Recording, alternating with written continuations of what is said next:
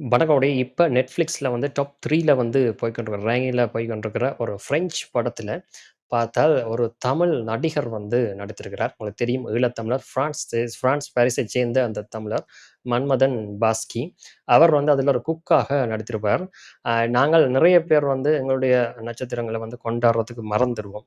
எங்களுக்கு அடுத்த ஆட்கள தான் மெட்ட ஆட்கள தான் இல்ல வேற ஆட்கள தான் வந்து பெருசு மாரி தெரியும். எங்களோட இருக்கிறவர்கள வந்து நான் கொண்டாடுறதுக்கு மறந்துருவோம்.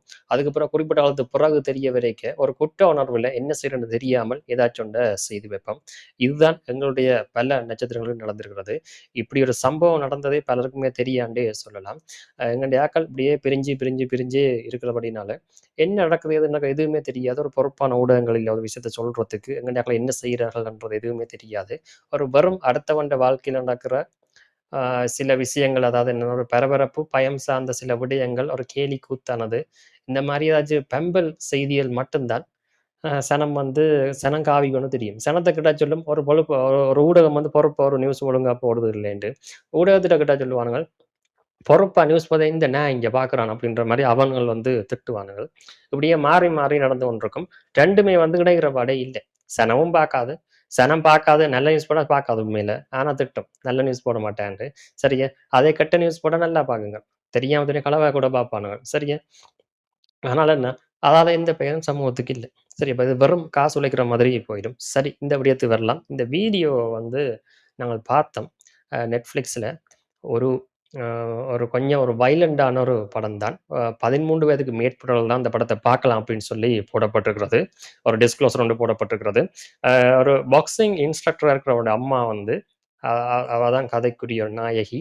அ தன்னுடைய மகனுக்கு வந்து கேன்சர் சம்பந்தப்பட்ட ஒரு நோய் வந்து இருக்கிறத கண்டறிந்திருக்கிறா. ஆனால் அவாக்கும் அந்த நோய்க்க தீர்க்கிறதுக்கு போயிக்க, மருத்துவம் சார்ந்த கும்பலுக்கும் இடையில ஒரு விஷயம், ஒரு லீகலான பிரச்சனைகள் வந்து வருது. அந்த லீகல வந்து சரி பண்றதுக்காண்டி அவ போலீஸ் அப்படின்ற மாரிலாம் போறா. எதுவுமே சரியா வரையல. அந்த வகையில அவ வந்து ஒரு பாக்ஸிங் இன்ஸ்ட்ரக்டர் அப்படின்னால, அவ வந்து ஒரு ஆக்ஷனையும் எடுத்துக்கொள்றா. காரணம் அவ டென்ஷன் ஆயிட்டா. அப்ப அத வச்சுக்கொண்டு தன்னுடைய அந்த வன்முறை ரீதியான ஒரு விடயத்த வச்சுக்கொண்டு, தன்னுடைய மகனுக்கு ஒரு நீதிய பெற்றுக் கொடுக்கலாம்.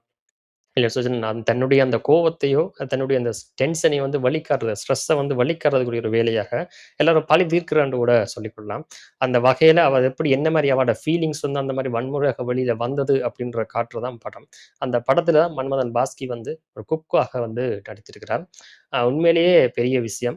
நாங்கள் இப்படியான விஷயங்கள முன்னுக்கு கொண்டு வந்து காட்டிக்க தான், அதுக்கு பிறகு பின்னுக்கு வர்ற எங்களுடைய இளம் சமுதாயம் வந்து இந்த மாதிரியான விடயங்களுக்குள்ள சரியான விடயங்களுக்குள்ள போறதுக்குரிய வாய்ப்பை நாங்கள் கொண்டு வருவோம்.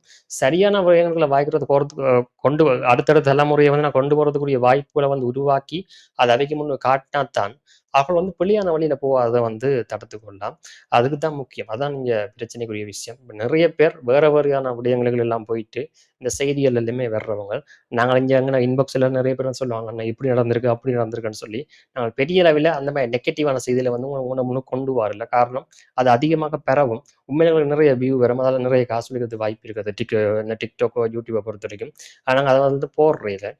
காரணம் சொன்னா, சமூகத்துக்கு ஒரு பாசிட்டிவான விடயங்கள குடுக்கணும் அப்படின்றது வந்து எங்களுக்கு தேவை. காரணம் அது எங்களுக்கும் நாளைக்கு ஒரு பாதிப்பு வரதுக்கூடிய வாய்ப்பு இருக்கிறதுனால, நாங்க அப்படியான விடயங்கள வந்து ந நிறைய 90% தவிர்த்துக் கொண்டு தான் வரோம்.